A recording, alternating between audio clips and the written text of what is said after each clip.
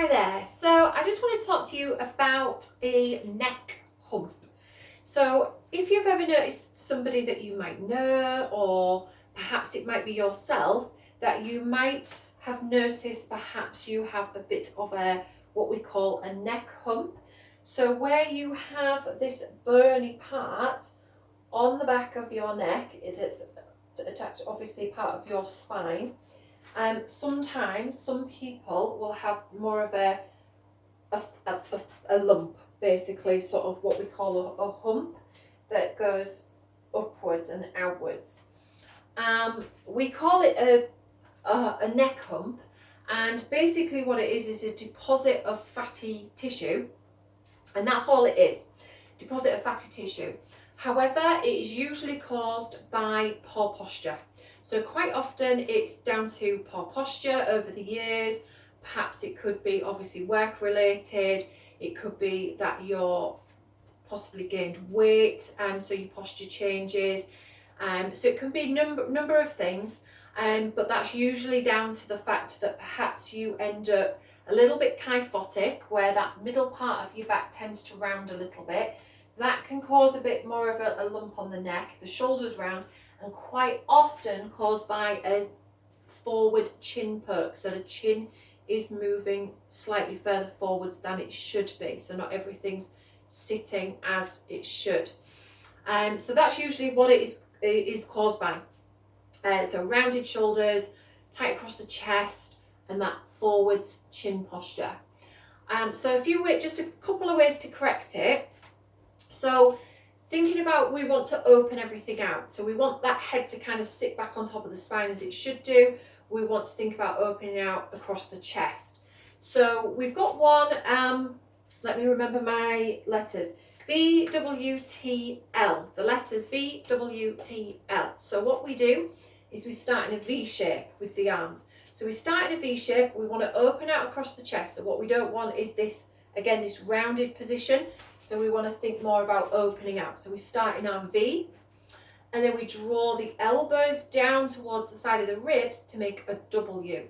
Then we move the hands out wide to make our T shape, and then we move the elbows in but more towards the hips to make an L shape. So we go V, W, T, L. V, W, T, L. And what I would do is do that for about 15 seconds and probably try and do it every day. And think about, when you're doing it, you're trying to squeeze your shoulder blades.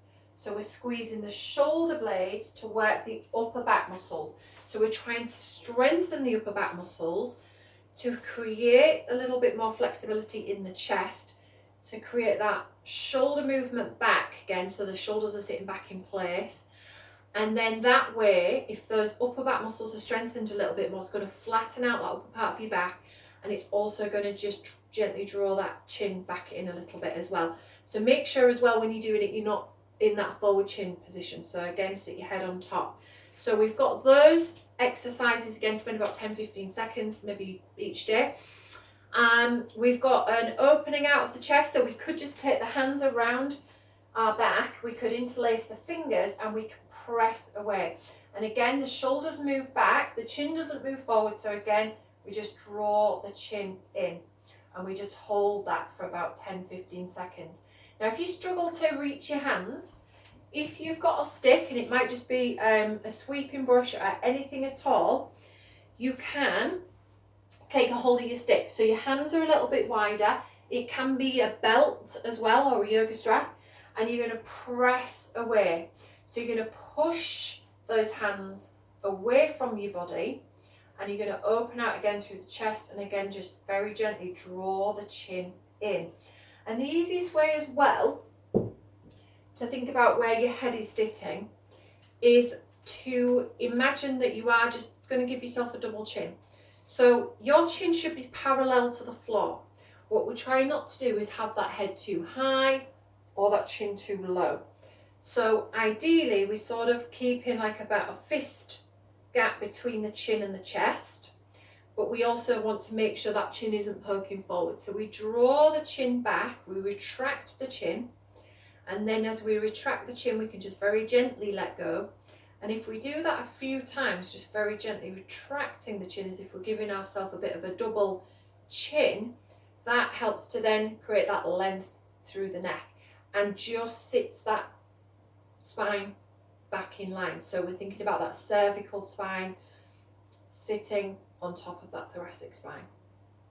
And they're just a few ways. There are lots of things you can do.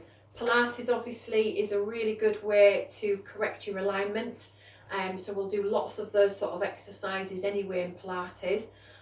But if it just means you spend 5 to 10 minutes per day just doing a few little exercises, or as I say, even just those 2 exercises that I've given you, 10 to 15 seconds, that will help to reduce that neck lump. It will also help to release any tension as well. So you will obviously be creating a lot of tension as well if you've got that forward posture.